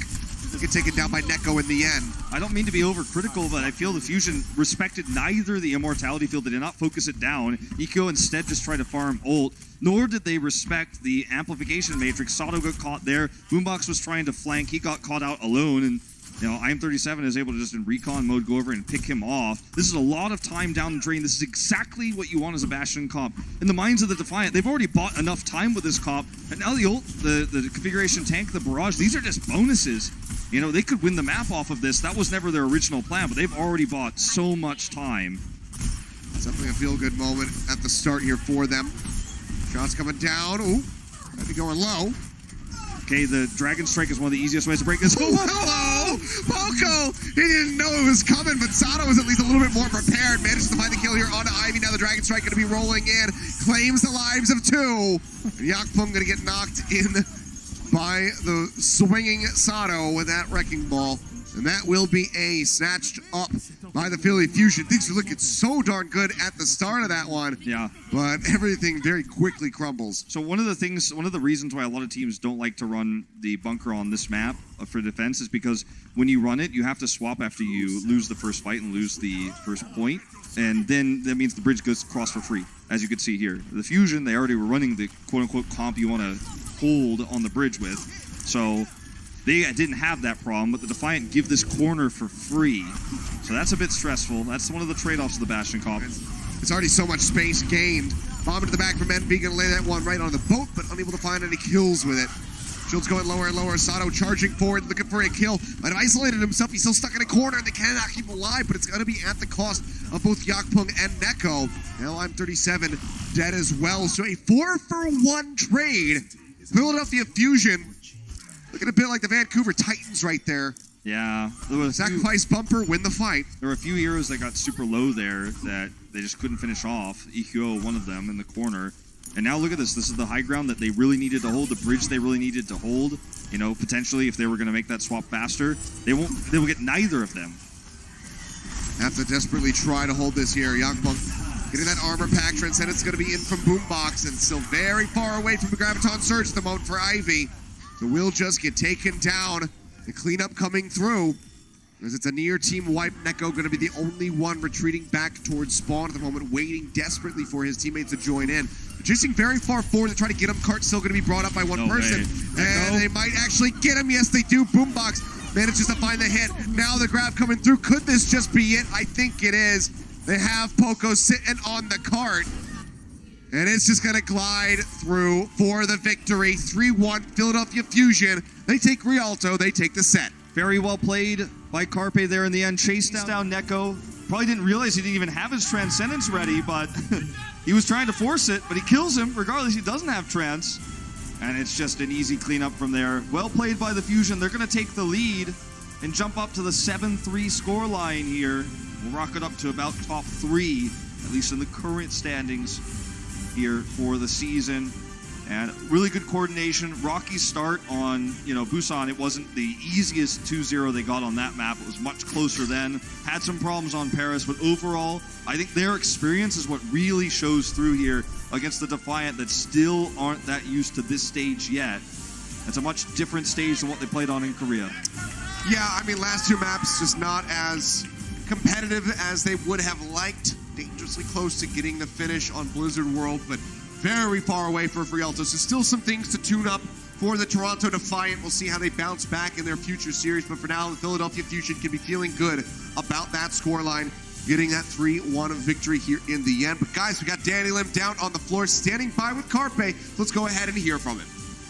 Thank you guys very much. I am here with Carpe from Philadelphia Fusion. Carpe, congratulations on the win. Now, during halftime, I got to talk to your team, and they spoke really highly of your work ethics. Whether you win or lose, you're always doing VOD reviews and trying to better yourself as a player. How do you approach each match in the Overwatch League for you, like personally?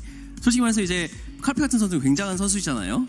제가 팀한테 여쭤봤는데 팀에서 이런 말씀해 주시더라고요. 굉장히 이게 승리이건 패배이건 카페 선수는 항상 열심히 게임 리뷰도 하고 항상 열심히 연습을 하고 좀 이렇게 진지한 모습을 많이 보여준다. 카페 선수 좀 이렇게 모든 경기, 오버워치 리그 경기를 좀 어떻게 임하시나요? 우선 오버워치 리그에서 제가 경기할 때 매 순간 최선을 다하고 그리고 저희 팀이 이겼으면 좋겠다는 마음 때문에 매일 열심히 연습하고 있어요. Every match that I partake in, I always give it my best shot. Whether we win or lose, we always try and aim for a win. So I practice every single time to my best of my abilities. All right, cool. Next match on Saturday, you guys are going up against London Spitfire. Rematch, from what I know, I think it was 3-1. You guys beat London Spitfire in stage 1, 3-1. How confident are you that you guys could beat them once again? 자, 다음 경기 토요일 날 이제 런던과의 경기가 있습니다. 이길 수 있다고 확신하시나요? 런던이 이제 좀 다시 잘해지고 있다고 생각을 하는데 그래도 저희한테 안 될 것 같아요. I personally believe London is getting a little bit better right now, but honestly, I don't think they could beat us. Alrighty, that's it for me. Back to you guys, casters. Thank you very much, Danny. Good to hear from Carpe there, and good to see the win coming through for the Philadelphia Fusion. They got to be feeling good about that one, but Toronto Defiant is back to the drawing board, trying to clean some things up for those future series. Let's go ahead and take a look, however, at who our player of the match is, presented by Omen by HP. It's going to be Boombox. Boombox, the rare support making it into the player of the match here. He had a great game on the Zenyatta. We did criticize his last trance there on Rialto, but generally speaking, not even generally speaking, just outstandingly, he had a great game on Zen. And he also was able to play the Roadhog, right? And that's something that is, generally speaking in this type of meta, the support's job. Like, Roadhog in-game is not a support hero, but, we don't have any sort of restrictions on how many tanks you can have in the game, so the support will actually take that role because the trade-off in terms of pick potential versus the lost healing is better when the support is doing that. So, just generally speaking, especially because he was playing that hog, he does lead damage 3,000 over the healing he did. All right, that's Zenyatta exclusive. Yeah. Might be on that one, so even more impressive. A very solid performance from Boombox. Some clutch moments, one Transcendence there on Rialto. A little bit questionable, but otherwise, pretty clean stuff from him. Didn't see any subs coming through. No Elk this time around. But guys, we still have more games coming up this week. This is just day one. We've got plenty more Overwatch action to be had, so make sure you guys stay tuned for that. Same time, same place. But coming up next is going to be the Watch Point Post Show, so make sure you don't go anywhere. So we'll have the desk breaking down the action from today.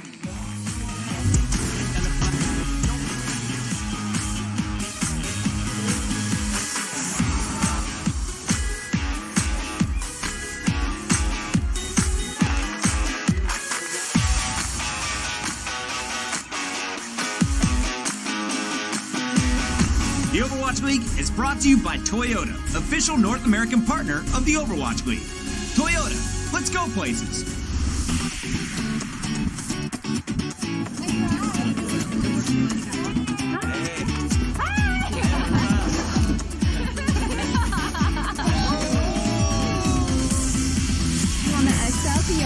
You know what's up.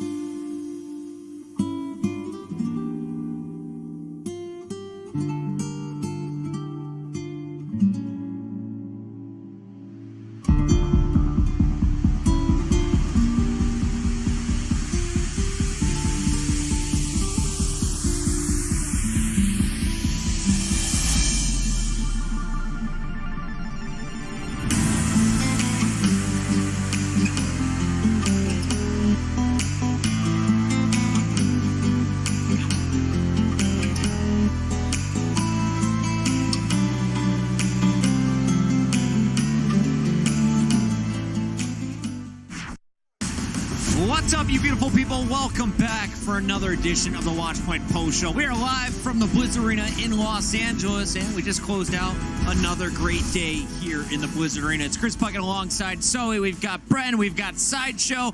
And guys, it's week 2. Pretty good start to week 2. And Zoe, we missed you last week, and Hex was on the desk, so I'm going to start today's show with you. What did you learn?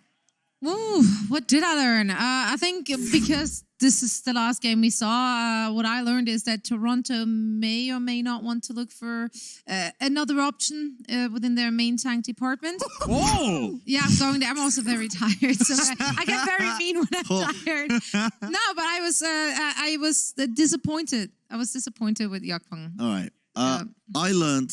Okay, now I'm gonna say this now.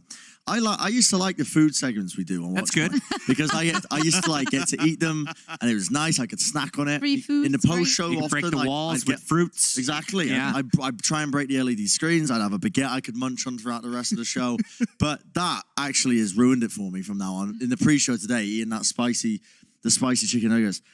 My stomach is still burning. Yeah, Now, it does still hurt.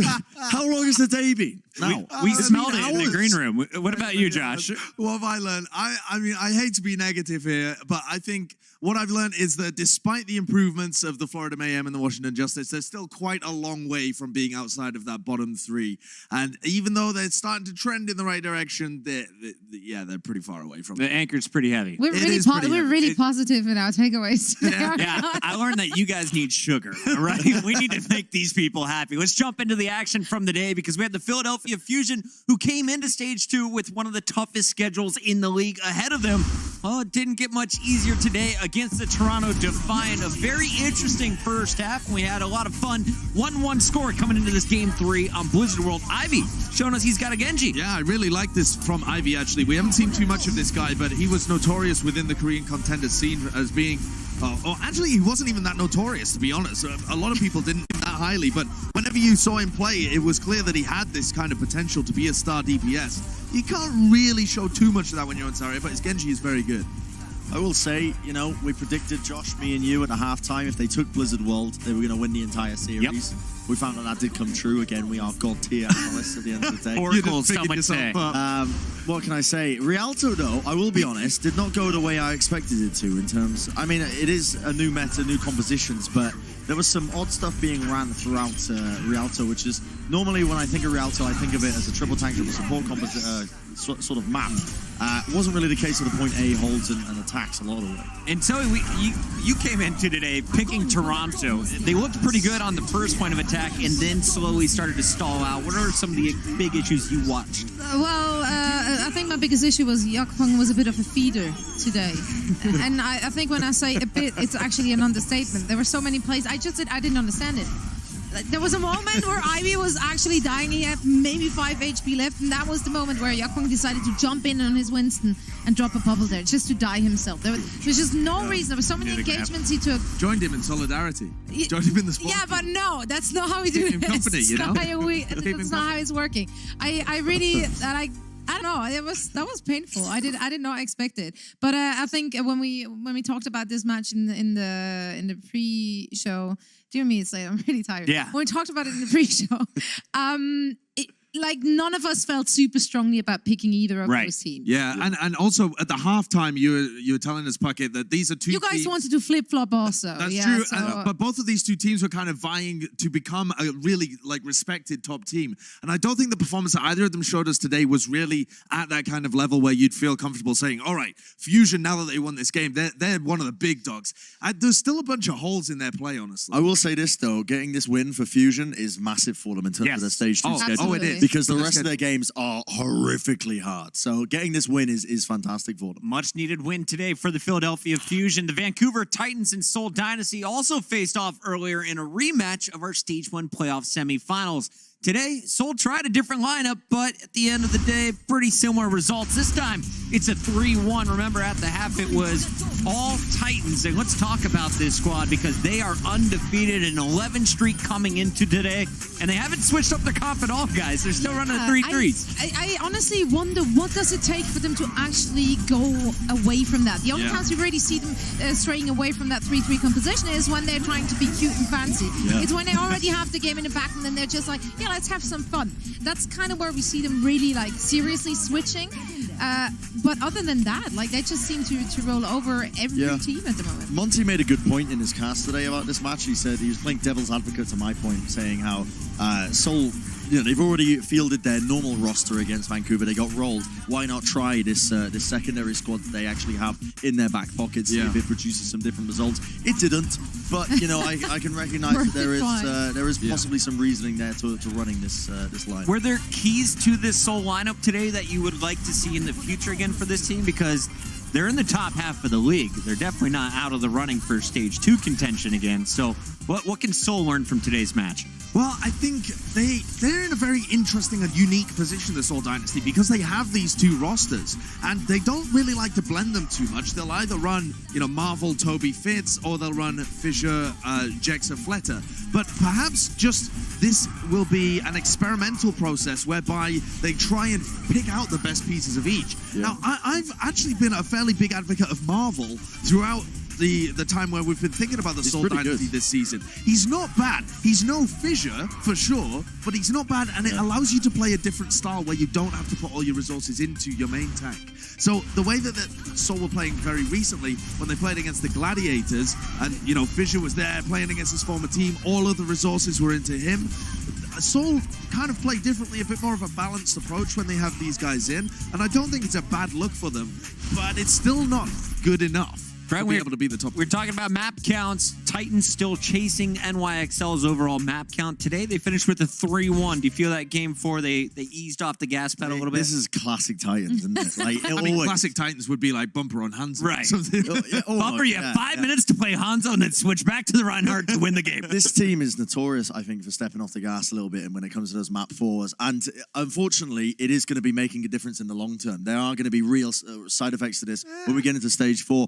Don't me, son, with your little Joker-looking face. Look at you. About that. Map differential only matters if you start losing. Very good point. That is a reasonable Perfect point. record will get you to the playoffs. Here's a scenario I can actually foresee happening, is that because they're such a new team to the league, they're okay now, sure, yes. But if things start going downhill, we haven't seen this team yet when things start going poorly for them. That's true. So if things do start going poorly and the map differential then starts making a difference for them, they're going to be regretting all these times back in stage 1, stage 2, where they did just kind of like mess around a little bit, taking the mickey. So it is entertaining to watch, though. It is very. Not to say that I don't appreciate what Shock does, where they just walk all over their opponents, no mercy whatsoever. That's also lovely to watch. Yeah, I think in a meta where tanks aren't viable anymore, we could see Vancouver lose. Until that happens, I think they're pretty safe. Josh, I'm with you on that one. Coming up after the break, we'll see how the other teams sitting at the top of the season standings fared against some old teammates. Don't go anywhere, guys. It's the Watchpoint Post Show. We'll be right back.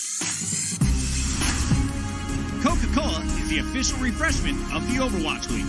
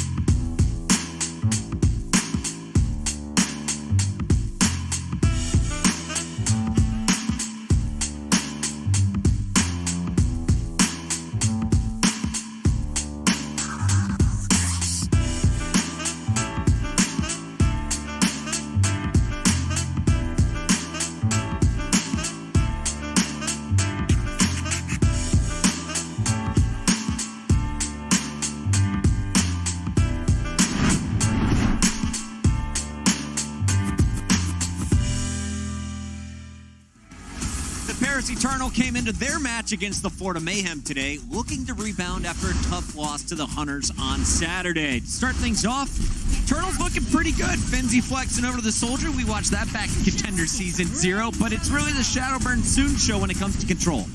Yeah, and Sire Player actually started out on McCree, and I thought we were going to see something super interesting. You know, Sire Player, the hit scan god against Soon and Shadowburn, but he moved over to Frick a little bit afterwards. Wasn't the case. Let me show you my shield bash. And I mean, for Florida, I feel like I'm trying to find a positive here. Okay, You can do it. Let's have a little comment on this though here, because these set nade plays, we see this quite often actually. A lot of these veteran Ana players, they know a lot of these spots on these classic maps like Hanamura, but that is beautiful. Have any of you guys ever pulled this off in your own game? Because I have not done it yet. I didn't even see that. I didn't even know that was a thing, personally. I mean, No. King's Row is a classic map for Oh, it yes, as well. yes, yeah. Like, what I'm saying is, like, Hanamura, King's Row, these maps that have been out for quite some time, when Ana was meta, nade spots were all the rage. And a lot of these players, Gray's a veteran, man. He's been around a lot, hasn't he? This is one of Gray's best games that we've seen so far from him as well. Yeah, absolutely. Was he great? Oh, that's terrible. Get Come out. on, guys. It happened. Get out. It's really late. It happened. No, but I was actually very, very happy to see Paris Eternal